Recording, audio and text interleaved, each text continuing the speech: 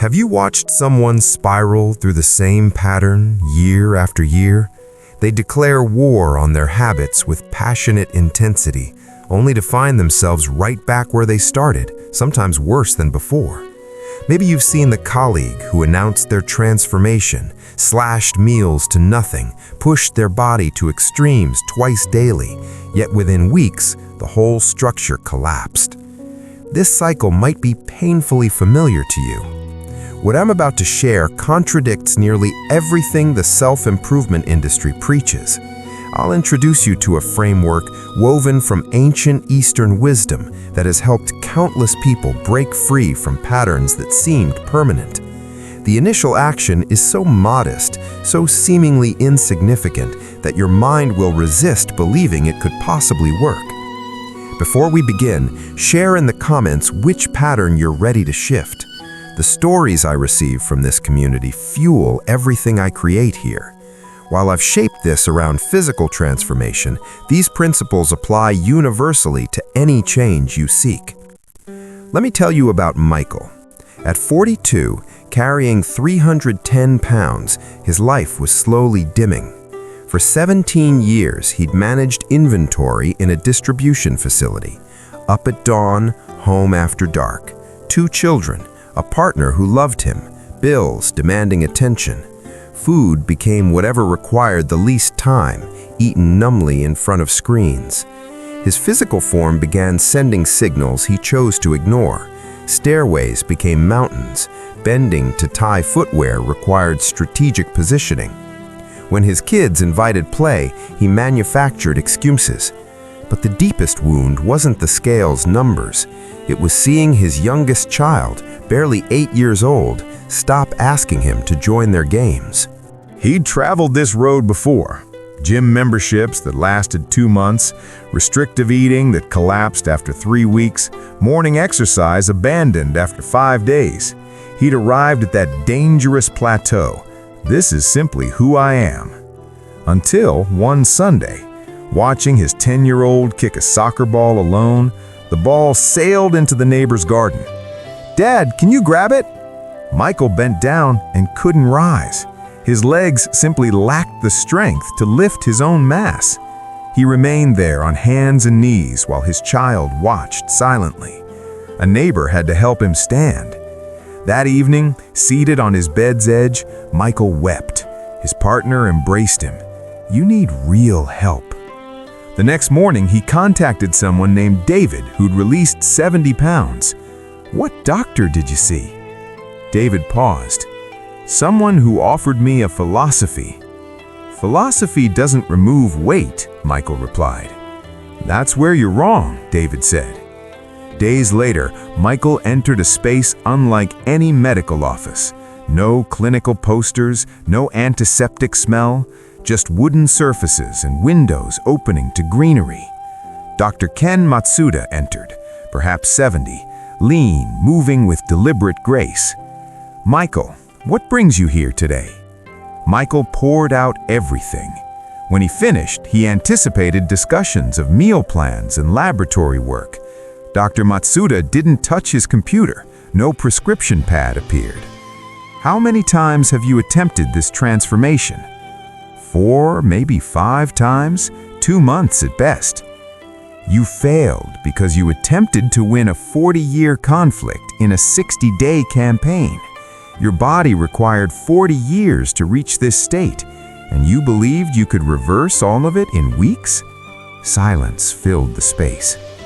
"Michael, I'll ask you to make one adjustment today, so tiny you'll think I'm mocking you. Starting tomorrow, each morning when you wake, you'll drink 1 glass of water. That's all." "Just water?" "For 2 weeks, nothing else changes." "Doctor, I need to lose over 100 pounds. Water won't accomplish that."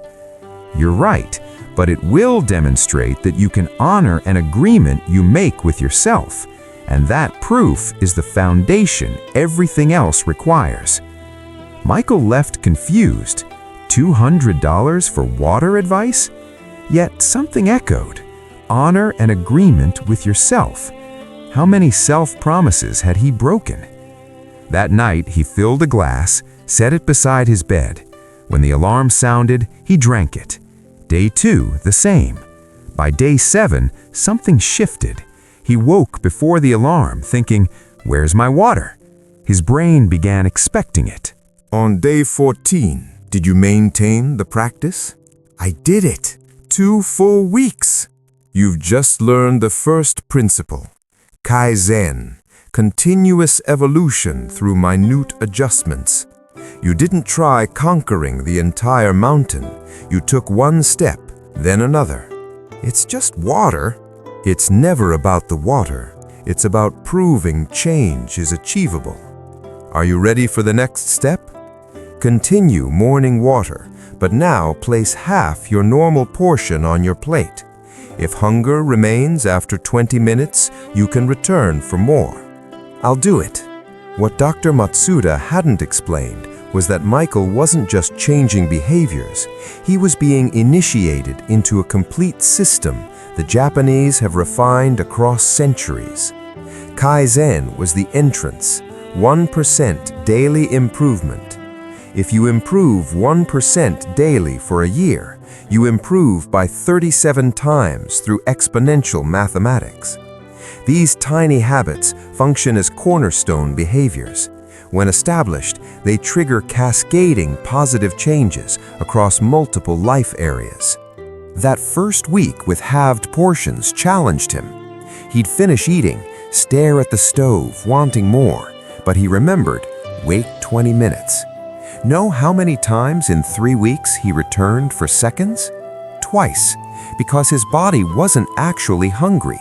It was simply accustomed to excess. Dr. Matsuda was teaching him HARA-HACHI-BU, the Okinawan wisdom of eating to 80% fullness. Your stomach requires 20 minutes to signal satisfaction to your brain. At the next session, Michael had released 7 pounds. The direction is the point. For the first time in 40 years, your body is moving where you want it to move. I feel in control. Because you are. Now you'll add movement. Each morning after your water, walk from your front door to your mailbox and back, every day. Doctor, that's 60 feet. It's about creating the pattern of movement. Your body has forgotten it was designed to move. You're going to remind it gently. On the 3rd day, his youngest daughter saw him leaving. "Dad, can I come?" They walked together. She held his hand, shared things about school, conversations that never happened before. Can we do this every day? The following week, Michael started walking to the corner store, not because the doctor prescribed it, because his daughter requested it, and he could. No breathlessness, no back pain. By month 2's end, 18 pounds lost, but the real transformation showed in his eyes. A light had returned. During the next consultation, "Michael, why are you truly doing this?" Michael thought genuinely for the first time. "I want to witness my children grow up, walk my daughter down an aisle someday, quality moments with my partner, feel worthy in my own eyes." That's your ikigai, your reason for being. The Japanese believe everyone possesses an ikigai, a purpose. Yours isn't about weight loss, it's about being present for your family. Weight is simply the barrier between you and your purpose. Everything shifted, because now when Michael didn't want to rise early, he thought about his daughter's hand in his. When tempted to fill his plate, he thought about walking her down that aisle. Purpose isn't motivation. Motivation fades. Purpose is inexhaustible fuel. 3 months in, 30 pounds lost. Then Thanksgiving arrived. Tables overflowing, family gathered, everyone serving massive portions. Michael tried fitting half on his plate. His mother, "That's all? Are you ill?" His brother-in-law, "Forget the diet for a day." Social pressure silently murders change. People want you returning to your former self because your transformation makes them uncomfortable. Michael surrendered. filled his plate, ate until overfull. That night, I broke the pattern. I'll quit like always. Next morning, he didn't want to drink water or walk, but he remembered Dr. Matsuda saying, "You will fail. When it happens, you'll discover if you've truly changed." He texted the doctor, "I ate too much yesterday. I've ruined everything." Reply came within minutes, "Come this afternoon." Michael expected criticism. Dr. Matsuda simply asked, "Tell me what happened." Michael explained everything. "Did you drink water this morning? Did you walk?" "Yes." "Then you didn't fail. You stumbled." There's an enormous difference. Stumbling means losing balance momentarily. Falling means stopping movement entirely. "Michael, I'm teaching you about WABI-SABI now, a Japanese philosophy celebrating imperfection. Nothing is permanent, nothing is perfect, nothing is complete. And this imperfection is where genuine beauty exists. You overate one day, so what? That doesn't erase 30 pounds lost. One imperfect day doesn't destroy a perfect journey." Something broke inside Michael. Not him breaking, the expectation of perfection shattering. "But what if I overeat again?" "You will, multiple times, and every time you'll wake the next day and drink water, because practice isn't about never failing, it's about always returning." This changed everything. Michael wasn't trying for perfection anymore. He was trying for consistency. Consistency accepts imperfection. Perfection rejects reality. Now I'm teaching you about gambaru, perseverance. You showed gambaru today. You overate yesterday, didn't want to continue today, but you drank water and walked anyway. That's gambaru, enduring discomfort because you know it's temporary. In following months, Michael stumbled repeatedly. Christmas overindulgence, birthday cake excess, stressful weekends. But each time he stumbled, he returned. Water, half portions, walk. The stumbles became smaller, less frequent, because each time he returned, his brain learned, we don't surrender anymore. By month 6, 50 pounds lost. But the real transformation was playing floor games with his son, then standing effortlessly, accepting his partner's dinner walk invitation without hesitation. Saturday afternoon, chasing his daughter around the yard, laughing, alive. By month 9, 75 pounds released. He wasn't just walking to the corner, he was walking 30 minutes daily. He wasn't having portions from discipline. His body no longer wanted excess. He'd become a different person. "Michael, when did you last think about quitting?" Michael couldn't recall. "You stopped trying to change and started living differently. It's no longer about effort, it's about identity. You're no longer someone overweight trying to lose pounds. You're someone who takes care of himself. That's the difference between temporary change and permanent transformation." Dr. Matsuda drew 5 connected circles. Everything I've taught you can be summarized in 5 philosophies. Ikigai, you discovered your purpose. Kaizen, you improved 1% daily. HARA-HACHI-BU, you learned moderation. WABI-SABI, you accepted imperfection. Gambaru, you persevered. This isn't a weight loss system, it's a life system. You can apply this to anything you want to change. Month 12, routine blood test. The physician stared at results with confusion. "Have you started new treatment? Your cholesterol has dropped significantly. Blood pressure is normal for the first time in years. Blood sugar is excellent." Michael laughed. "Drinking water in the morning." The physician didn't get the joke, but Michael did. It hadn't happened because of water. It had happened because of 365 days of making small, better choices. He went home, stood before the mirror. For the first time in 20 years, he looked at his own body without shame. No defined abs, still some loose skin, still 30 pounds from target weight. But he saw a man who'd kept a promise to himself every single day for an entire year. By month 18, 115 pounds released. He weighed 195, healthy, strong, present. His daughter turned 9. Celebrating in the park, children ran playing tag, and Michael ran with them. Another parent asked, "How did you lose all that weight?" One step at a time, literally. That night, his partner said, "You know what I love most? It's not that you lost weight, it's that you returned, the man I married. You were here physically, but you weren't present. Now you are." There's a photograph on Michael's wall. Him at 310 pounds, sitting in a chair watching his children play, not participating. Next to it, another photograph. Him at 190, on the floor, building with blocks, his daughter jumping on his back, everyone laughing. His daughter, now 12, recently told a friend, "My father is the most disciplined person I know."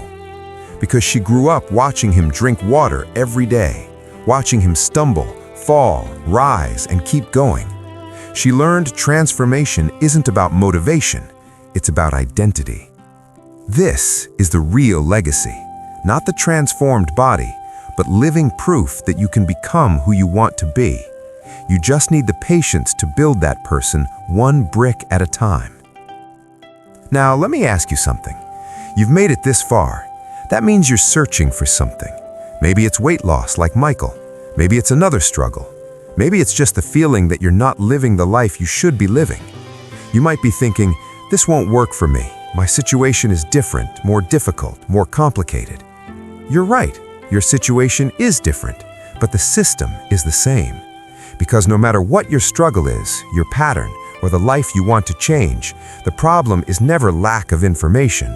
You know you need to eat better, exercise more, sleep more, consume less of what harms you, be more present. You know all of this. The problem isn't knowing, it's doing. And you can't do it because you're trying to do everything at once. You're trying to win a 20-year war in a 21-day battle. And every time you try, you fail. And every time you fail, you prove to yourself that you can't. And then it becomes your identity. I am someone who can't do it. I am someone without discipline. I am weak. But you're not. You're just using the wrong system. The system I presented here isn't about rapid change. It's about permanent change. You don't need 30 days of transformation. You need 30 years of consistency. And consistency only happens when it's simple enough to sustain through the bad days. So, let me give you the same challenge Dr. Matsuda gave Michael. Choose one change, the smallest possible. So small you'll feel ridiculous doing it. So small it seems like it won't make any difference at all. A glass of water in the morning, 5 push-ups before bed, 1 minute of meditation, 1 page from a book, anything, but it must be so small that you can't use an excuse not to do it. And do this for 2 weeks. Don't try adding anything else. Don't try accelerating. Just do this one small thing every single day for 14 days. And when you reach day 14, you will have proven something to yourself. Not that you can lose weight or quit substances or change your life, but that you can keep a promise to yourself. And that proof is the only thing you really need. Because when you know you can keep a small promise, you know you can keep any promise. Then you add another small change, and another, and another. And before you know it, you're a different person. Not because you tried to change, but because you built a new identity, one microscopic choice at a time. Michael took 2 years. Maybe you'll take 3. It doesn't matter, because time will pass anyway. The question is, in 5 years, will you be in the same place, looking in the mirror with shame? Or will you be looking in the mirror and seeing someone who fulfilled every promise they made to themselves? Ikigai gives you purpose. Kaizen gives you method. HARA-HACHI-BU gives you moderation. WABI-SABI gives you compassion. Gambaru gives you strength. You don't need them all at once. You just need to start with one thing today. And when you stumble, because you will, you don't give up. You just get back up. Because practice isn't about never falling. It's about always getting back up. If this resonates with something deep inside you, share your experience in the comments. Tell me the smallest change you're going to make starting today. Not your complete transformation plan, just the first thing, the smallest one, the one you're going to do tomorrow morning. When you write it publicly, you've made your declaration. You've turned an idea into a commitment, and public commitment is where change begins. I'll read every comment, and in 2 weeks I'll return to see who followed through, who drank the water, who did the push-ups, who took the first microscopic step towards becoming the person they want to be. You don't need to be perfect, you just need to start. Thank you for your time and attention. If you're here, you're truly committed to your transformation. Until next time, walk with presence, honor your path, and remember, the journey of 1,000 miles begins with a single, tiny step.